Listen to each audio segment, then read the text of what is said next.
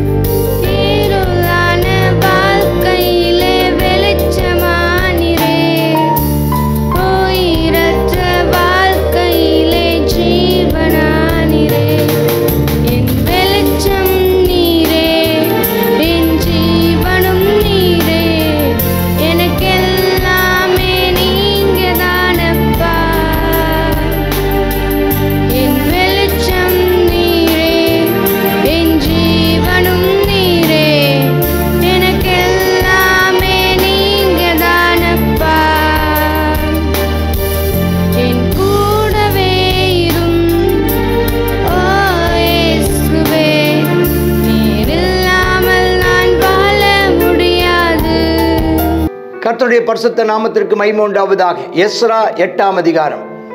அர்தசஷ்டா ராஜா அரசாளும் காலத்தில் பாபிலோனிலிருந்து என்னோடு கூட வந்த தங்கள் பிதாக்களின் வம்சங்களின் தலைவரும் அவர்கள் வம்ச அட்டவணைகளும் ஆவன. அப்போ சில வார்த்தைகள் எஸ்ராவை எழுதியிருக்கிறார், சில வார்த்தை எஸ்ராவை பற்றி சொல்லப்பட்டவைகளை எஸ்ராவை பதிவு செய்திருக்கிறார். இப்போ இதில் பார்த்தீங்கன்னா கிட்டத்தட்ட 1754 பேர், 1754 ஆண்கள். இது போக பெண்கள், குழந்தைகள், வேலைக்காரர்கள் மற்றும் சில தலைவர்கள், இவங்களெல்லாம் மற்றும் சில சேர்த்து கிட்டத்தட்ட 6000 7000 பேர் வரைக்கும் அந்த கூட்டத்தில் இருந்திருப்பார்கள், எஸ்ராவோடு கூட வந்திருப்பார்கள் என்றதான ஒரு குறிப்பு சொல்லுகிறது. கிட்டத்தட்ட 1754 பேருடைய எண்ணிக்கை குறிப்பிடப்பட்டிருக்கிறது, ஆண்களின் எண்ணிக்கை. இது போக பெண்கள், சிறு பிள்ளைகள், அதுக்கப்புறம் அவருடைய வேலைக்காரர்கள், இவங்களெல்லாம் சேர்ந்து கிட்டத்தட்ட ஒரு 6000 7000 வர்றாங்க. அது எல்லாருடைய பேர்களையும் வரிசையாக போட்டிருக்கிறது நம்ம பாருங்கள். எல்லாருடைய பேர்களும் அங்கே போடப்பட்டிருக்கிறது. அவங்க எல்லாரையும் என்ன செய்கிறாரு, அகாவா அப்படிங்கிற ஒரு நதி அண்டையில் கூப்பிட்டு வர சொல்கிறார். அது அந்த நதியில் அங்கே 3 நாள் அங்கே தங்கியிருக்கிறாங்க.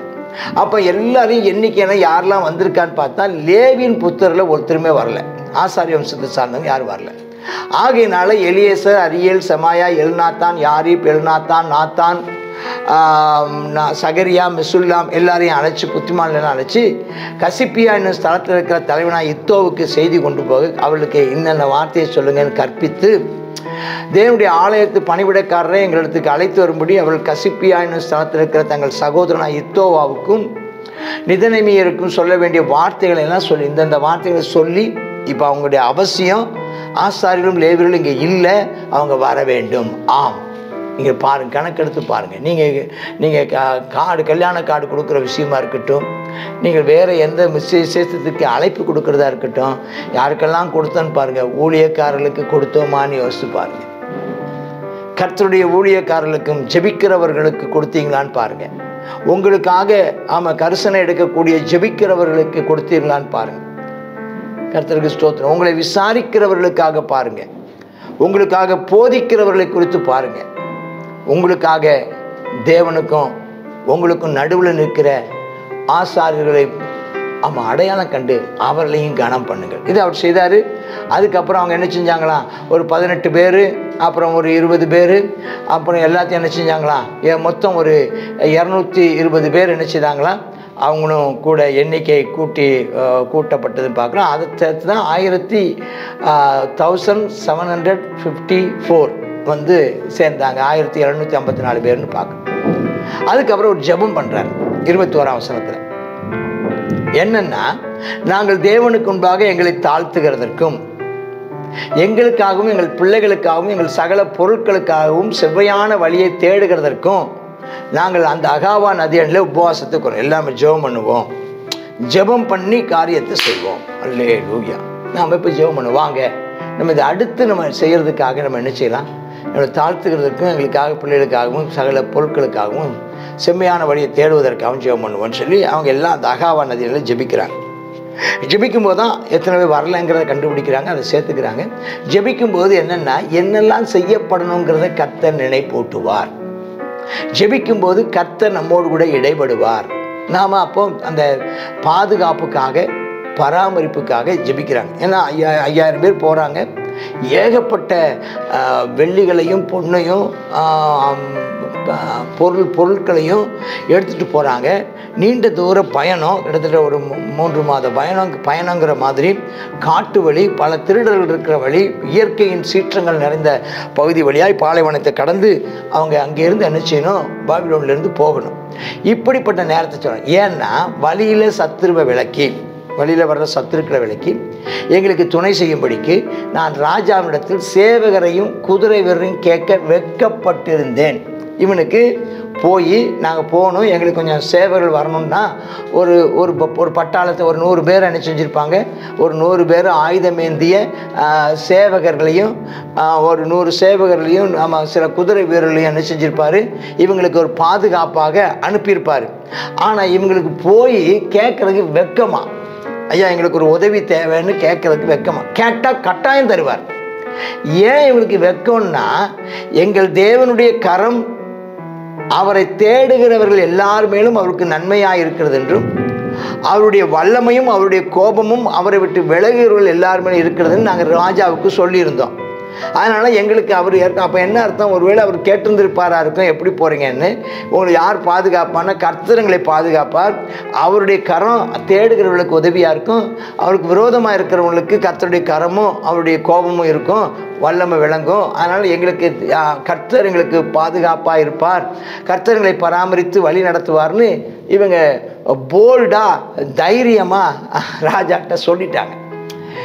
இப்போ போகும்போது ஒரு அவசிய தேவை, கொஞ்சம் பயம் வருது. அந்த பயத்துக்காக ஜெபம் பண்ணுறாங்க. கர்த்தருக்கு ஸ்தோத்திரம். அப்படியே உபவாசம் பண்ணி தேவனிடத்தில் தேடினாங்களாம். கர்த்தர் விண்ணப்பத்தை கேட்டருளினார். அல்லேலூயா. தெரில இந்த பிரயாணத்தில் கர்த்தர் எத்தனை அற்புதம் செய்தார்னு தெரில. எப்படிப்பட்ட போராட்டங்கள் வந்ததுன்னு எழுதி வைக்கலை. எப்படிப்பட்ட போராட்டத்தை எப்படி ஜெயித்தார்னு எழுதி வைக்கலை. அதே மாதிரி செருபாபேல் போன காலத்துலேயும் சரி, இந்த எஸ்ரா வந்த காலத்துலேயும் சரி, இதற்கு பிற்பாடு நெகேமியா வந்த காலத்துலேயும் சரி, வந்ததான போராட்டங்கள்லேருந்து கர்த்தர் பாதுகாத்த பராமரிப்பு, பாதுகாப்பு, வழிகாட்டுதலை குறித்தும் நமக்கு குறிப்புகள் எழுதி வைக்கப்படவில்லை. ஆனால் கர்த்தர் அவருடைய வாழ்க்கையில் இயற்கைக்கு அப்பாற்பட்ட பல அற்புதங்களை அன்றும் செய்தார். இன்றைக்கும் தேவனுடைய பிள்ளைகளுக்கு உங்களுக்கும் ஆண்டவர் செய்து கொண்டு வருகிறார். நன்றி. அப்புறம் கடைசியாக பின்பு ஆசாரியர்கள் தலைவர்கள் 12 பேராகிய செரபியாவையும் அஸ்பியாவையும் சகோதரர் 10 பேரையும் பிரித்து எடுக்கிறாங்க. 12 ஒரு 10 பேர் 22 பேர். ராஜாவும் அவருடைய ஆலோசனைக்காரரும் அவருடைய பிரபுக்களும் அங்கே இருந்த சகல இஸ்ரவேலரும் தேவனுடைய ஆலயத்துக்கு எடுத்த காணிக்க, வெள்ளி, பொண்ணு, பனிமூட்டெலாம் நிறுத்து கொடுக்குறாரு. எல்லாம் இந்த அளவு அவங்களுக்கெல்லாம் அதை கொடுக்குறாங்க. அவர் கையில் 650 தாளந்து வெள்ளி, 100 தாளந்து வெள்ளி பனிமூட்டு, 100 தாளந்து பொண்ணு கொடுக்குறாரு. 1000 தங்க காசு பெருமான பொற்கிண்ணங்கள் எல்லாத்தையும் எடுத்து அந்த ஆசாரியரிடத்திலையும் லேவியர்களுக்கும், நீங்கள் கர்த்தருக்கு பரிசுத்தமானவர்கள், இந்த பனிமூட்டுகளும் உங்கள் பிதாக்களாகி தேவனுடைய கர்த்தருக்கு மன உற்சாகம் செலுத்தப்பட்ட வெள்ளியும் பொண்ணும் பரிசுத்தமானவைகள். நீங்கள் அதை எருசலேமில் இருக்கிற தேவனுடைய ஆலயத்தின் அறைகளிலே ஆசாரியரும் லேவியருடைய பிரபுக்களும் இஸ்ரவேல் வம்சத்தலைவருக்கு முன்பாக நிறுத்து ஒப்புவிக்க மட்டும் அதை விழிப்பாக இருந்து பாதுகாத்து கொள்ளுங்கன்னு சொல்லி அந்த பொருள் நற்பொருளை அவர்கள் கையிலே கொடுக்கிறார்கள். கர்த்தர் உங்களுக்கும் எனக்கும் அதனால தான் சொல்ல, அந்த நற்பொருளை காத்து கொள்ளணுங்கிற எண்ணம் உங்களுக்கு இருக்கட்டும். அதை காத்துக்கொள்ள கர்த்தருடைய கிருபையும் உங்களுக்கு உண்டு. அப்படி அவங்க எல்லாம் நிறுத்து வாங்கிக்கிட்டாங்களாம். அப்படியே 1ஆம் மாதம் 12ஆம் தேதியில் நதியை விட்டு புறப்படுறாங்க. அந்த நதியிலேருந்து புறப்படுறாங்க. தேவனுடைய கரம் எங்களோடு இருந்தது. வழியிலே சத்துருவின் கைக்கும் பதிவு இருக்கிற ஒரு கைக்கும் கர்த்தருடைய கரம் தப்புவித்தது. அப்புறம் அந்த எருசலேம் வந்துட்டாங்க. வந்ததுக்கப்புறம் 3 நாள் இருந்ததுக்கப்புறம் 4ஆம் நாளில் வெள்ளி அதெல்லாம் கொண்டு வந்த எல்லாத்தையுமே அதெல்லாம் 34 வசனம் எல்லாம் எழுதி கொடுக்கப்பட்டது. ஆற்றுல போட்டாலும் அளந்து போடு, சபையில் எவ்வளோ வந்தாலும் உனக்கு எவ்வளோ வருமானம் வந்தாலும் அதை எழுதி வையுங்க, அதை எழுதி செலவு பண்ணுங்க. சிறைப்பட்டு மீண்டவர்கள் இஸ்ரவேல் தேவனுக்கு சர்வாங்க தகன பலி 12 காளை, 90 ஆட்டுக்கடா, 77 ஆட்டுக்குட்டி தேவனுக்கு நன்றி சொல்கிறார்கள்.